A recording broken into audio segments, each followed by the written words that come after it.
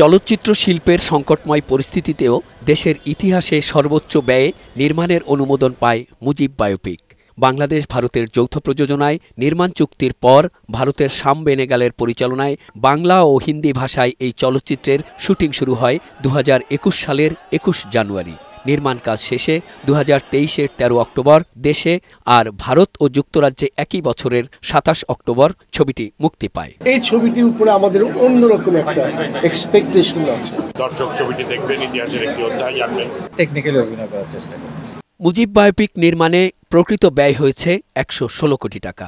তবে এর আগে ব্যয় দেখানো হয়েছিল ১০৭ কোটি টাকা। প্রদর্শনী থেকে আয় হয়েছে ১,৯১,০০,০০০ টাকা। প্রাথমিক ব্যয় ধার্য করা হয়েছিল ৮৩ কোটি টাকা, বাংলাদেশ ৫১ কোটি টাকা ৬০ ভাগ আর ভারত ৩২ কোটি টাকা ৪০ ভাগ। প্রকল্পটির সব ব্যয়ের অনুমোদন দেন গওহর রিজভী ও আব্দুল মালেক। ভারতীয় পরিচালক শিল্পী কুশলীদের বিমান, গাড়ি ও হোটেল ভাড়া, খাবার এবং মদ্যপানে ব্যয় ১৬ কোটি টাকা। বাংলাদেশের শিল্পীদের পারিশ্রমিক ৪,১৩,০০,০০০ টাকা। বিজ্ঞাপন ব্যয় ৩৩ কোটি টাকা। বর্ষিয়ান চলচ্চিত্র পরিচালক দেলোয়ার জাহান ঝন্টু ও বদিউল আলম খোকন বলেন, মুজিব বায়োপিক নির্মাণে লুটপাট নয়, হয়েছে মহালুটপাট। নির্মাণে ১০০ কোটি টাকা ব্যয় তাদের কাছে গ্রহণযোগ্য নয়।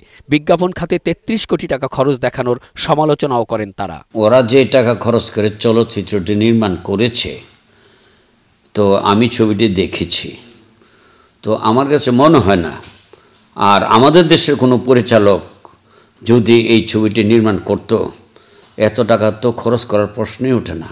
যেই টাকা খরচ করেছে ওইটা আমার কাছে গ্রহণযোগ্য নেই।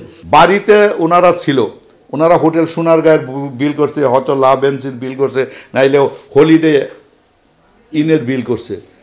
এইটা তো হচ্ছে লুটপাটের একটা মহোৎসব হয়েছে এই ছবিতে। ৩৩ কোটি টাকার বিজ্ঞাপন যদি করা হয়, এই এফডিসি থেকে আশেপাশে ৪-৫টা পোস্টার ছাড়া কোনো পোস্টারই তো দেখি নাই, তাহলে ৩৩ কোটি টাকা কি টাকা ওগুলি কি গাছে ধরে?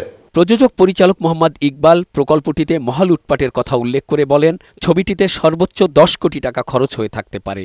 ছবি দেখে আমার কাছে মনে হয়েছে সর্বোচ্চ হায়েস্ট একদম যে টাকা ফালাও দেয় ১০ কোটি টাকার উপরে যাবে না। এটা আমার মনে হয় দুদক যদি সত্যিকারের এনকোয়ারি করে একদম 100% বালিশ কেলেঙ্কারিও ফেল হয়ে যাবে।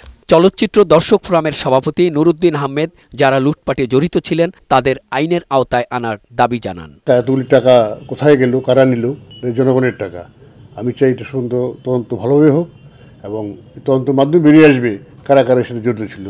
চলচ্চিত্র সমালোচক বাংলাদেশ চলচ্চিত্র সাংবাদিক সমিতির সভাপতি কামরুল হাসান দর্পণ বলেন, শহীদ জিয়াউর রহমানের মিথ্যা তথ্য উপস্থাপন করে তার সম্মান ক্ষুণ্ণ করা হয়েছে এই চলচ্চিত্রে। ইতিহাস নির্ভর যেহেতু সিনেমাটা শেখ মুজিব ইতিহাসের একজন চরিত্র, দেশের কাজের সাথে যেসব চরিত্রগুলি যুক্ত হয়ে যায় ওনার পরিবারের বাইরেও সেগুলা আসতে পারে, কিন্তু সেইখানে দেখা গেল যে জিয়াউর রহমান, যে প্রেসিডেন্ট জিয়াউর রহমান, ওনাকে দুইটা দৃশ্যে খুব বিতর্কিতভাবে মানে হেয় করে উপস্থাপন করা হয়েছে। ব্যবসা মন্দার পাশাপাশি একের পর এক বন্ধ হচ্ছে প্রেক্ষাগৃহ।